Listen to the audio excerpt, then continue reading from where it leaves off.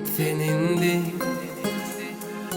yaralanan yüreğimizden, meni beyle dertlere dövdün. Senin ne umidim üzdüm. Gitsen indi yaralanan yüreğimizden,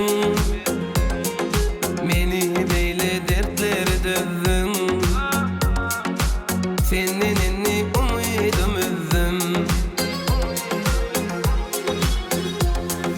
Halim yaman, men sensiz yeke kaldım utandım.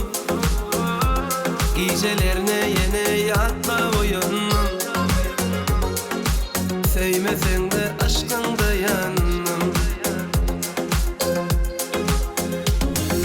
Geçsin aylar, seni seyen günüm geçmişte kalsın.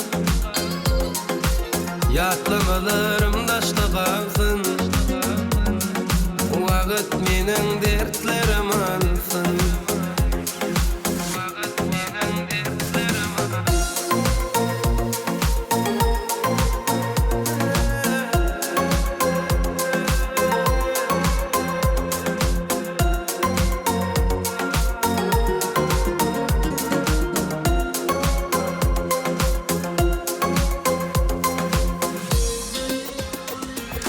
Menden gitsin bu hasretini, menden geçsin bu dertlerini.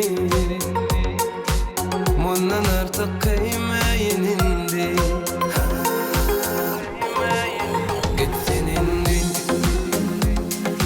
menden gitsin bu hasretini, menden geçsin bu dertlerini. Bundan artık kıymayın indi. Halim yaman, men sensiz yeke kaldım utandım. Gecelerine yine yatla uyandım. Sevmesen de aşkında yandım. Geçtin aylar, seni seyen günlem geçmişte kalsın. Yatlamalarım taşta kalsın. Vaktlar benim dertlerim alsın. Halim yaman, men sensiz yeke kaldım utandım. Gecelerine yatla uyandım. Sevmesen de aşktan dayandım.